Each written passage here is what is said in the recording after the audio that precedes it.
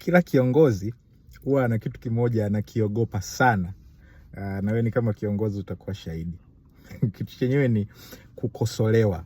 Kwa nini? Kwa sababu tukiwa kama viongozi tunatamani kuona mambo yanatokea, mambo yanafanikiwa.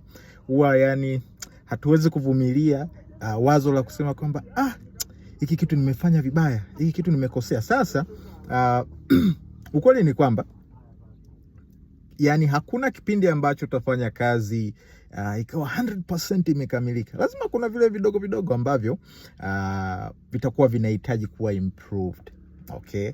Sasa cha kufanya ili kukusaidia pale ambapo watu wanakuja labda kukosoa au kukuambia okay, tunataka ufanye hivi ili iwe vizuri.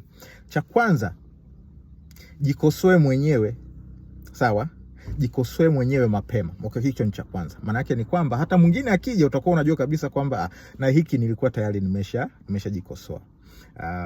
Cha pili, ni akili yako uiweke kwamba hiki kinachokosolewa sio utu wangu, sio hisia zangu, sio tabia yangu, bali ni kazi, sio wewe. Kwa sababu inakuwaga mbaya pale ambapo tunakosolewa alafu tunahusisha kukosolewa na kwamba sisi ni wajinga, sisi hatujui chochote. Hicho ndio huwa kibaya. Kwa hiyo tengeneza mindset yako na mtazamo wako kwamba kile kinachokosolewa sio wewe, inakosolewa kazi. Okay? Hebu jaribu kufanya hivi. Alafu kwa sababu kumbuka, hekima haiwi hekima mpaka umeitumia.